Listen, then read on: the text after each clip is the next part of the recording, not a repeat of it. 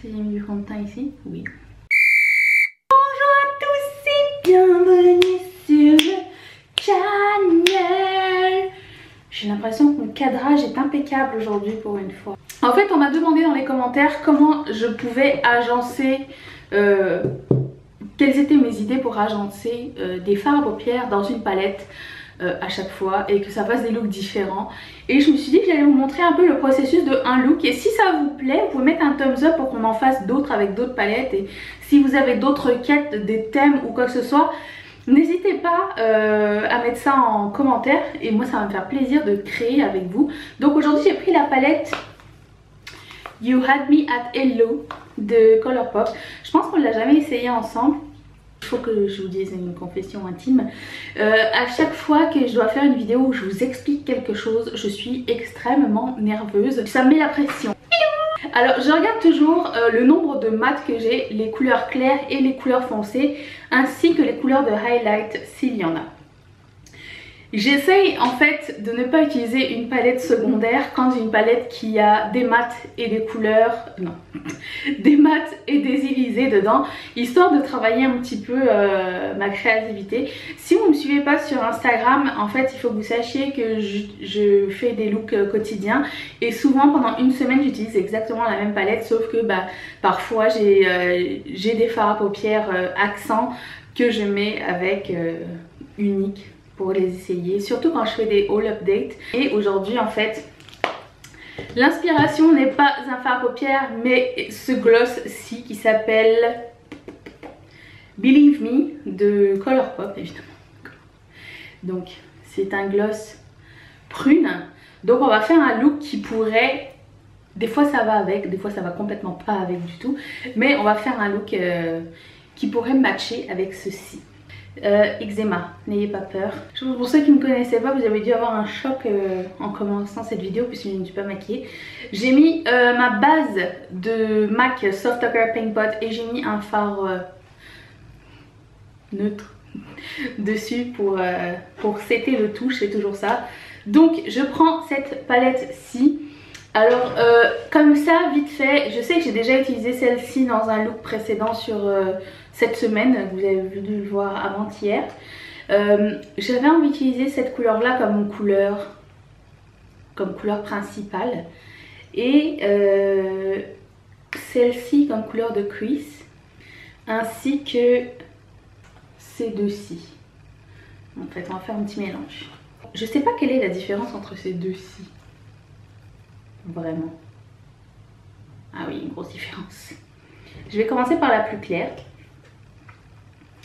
qui est celle-là. Et elle, c'est la première palette où il y a un miroir dessus. Elle est un peu plus... Non, en ce moment, elle est soldée à 10,80 je pense. Et je sais pas combien de temps ça va durer, mais ça vaut la peine. Donc je mets ça dans mon creux ici et je le monte. C'est comme ça que je fais ça. Je vais faire le reste de mon maquillage après hors caméra parce qu'on est vraiment là pour focuser sur les fards à paupières. Je suis contente que vous m'ayez proposé cette question. J'aime bien faire des vidéos de make-up mais je sais pas si c'est les vidéos que vous préférez ou pas. Alors si vous êtes là pour ça en fait. Ou vous êtes là pour les anti-hauls. Je fais mes yeux toujours en premier parce que premièrement les fards à paupières de Colourpop sont hyper poudreux. Et deuxièmement, je suis extrêmement maladroite comme vous venez de voir. Donc j'ai pris une blending brush assez fournie. Ensuite, pour la seconde couleur qui va être celle-ci, j'ai pris ma tracée 217 de MAC. J'ai parlé, donc je prends cette couleur-là. Et je la mets plus bas. Je sais pas si je vais y aller encore avec 2 ou 3 couleurs. Je pense que je vais essayer d'y aller léger, mais c'est toujours mon intention du départ, mais ça foire toujours. Donc je commence vraiment plus bas que mon creux et je remonte avec ce qui reste. Au début j'y vais simple, là après ça je vais mettre ma couleur principale, celle que je veux vraiment utiliser, parce que je l'ai jamais utilisée encore. Et après j'ajusterai. Je reblende avec mon gros pinceau entre les deux. J'aime bien remonter aussi très haut. Ah oui, le fait que je mette pas de couleur, vous pouvez le faire, hein. Je mets pas trop de couleur nacré sur le haut de ma paupière parce que premièrement j'ai, dans mon crease, parce que j'ai la paupière texturée et deuxièmement, je sais pas si vous le voyez mais j'ai une paupière qui a, bon voilà, ouais, elle a 2 plis et elle en a une. Et je trouve que ça met trop en valeur la différence et c'est pas trop ce que j'aime. Je préfère focuser le... Oui, j'ai pas les ongles pareils, jamais, je sais pas si vous avez remarqué. Je préfère focuser les couleurs shimmery vraiment sur la paupière mobile et puis des fois ici, puis pas en bas parce que c'est sec des fois et bref. Essayons. Oh. C'est exactement ce que je voulais faire. Je prends mon 217 et je blende la différence, il n'y a rien dessus. Hein. Je pense que je vais rajouter une couleur un peu plus foncée au coin externe comme ça. J'hésitais entre le très foncé, le marron très foncé ou celui-ci. Je sais pas si vous avez des palettes... Allô? Je ne sais pas si vous avez des... Je me suis fait auto-rire. Des palettes Colourpop, mais souvent le fard que vous voyez dedans n'est pas exactement pareil quand vous l'appliquez. C'est souvent des petites surprises, souvent il y a des petits... Je pensais que Mathieu était revenu du travail, c'était trop beau. Il y a des petits sous-tons cachés et c'est souvent plus foncé qu'on le pense. Donc, alors que d'habitude c'est le contraire. Quand vous voyez un fard pacté comme ça dans une palette, et ben la couleur est plus foncée que ce qu'elle applique. Et ben chez Colourpop, bizarrement c'est une surprise mais c'est le contraire. Voilà. Je prends ma 217 et ce fard-ci. Vous voyez que j'ai quand même arrêté d'essayer de lire les noms. Parce que je ne peux pas. C'est plus fort que moi. Et j'aime bien aussi, quand il en reste plus beaucoup, le faire venir jusqu'en haut.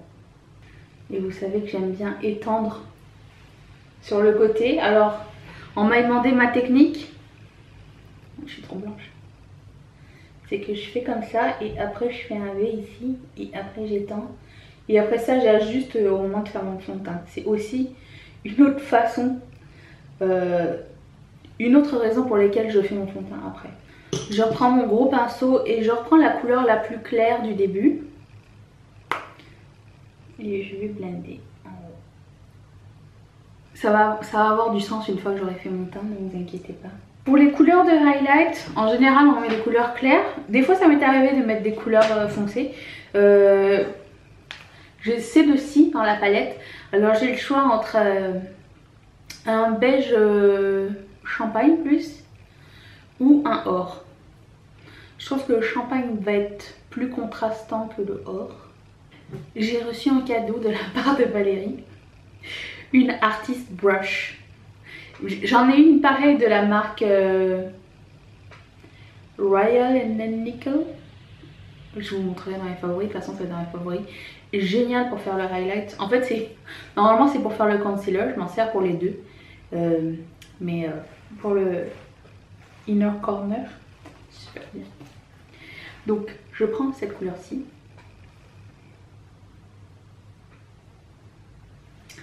Et j'exagère. Je mets mon mascara et je vais faire mon teint. Je reviens tout de suite après. En général, quand j'ai fini mon teint, je vois que mon highlighter a un petit peu fadé.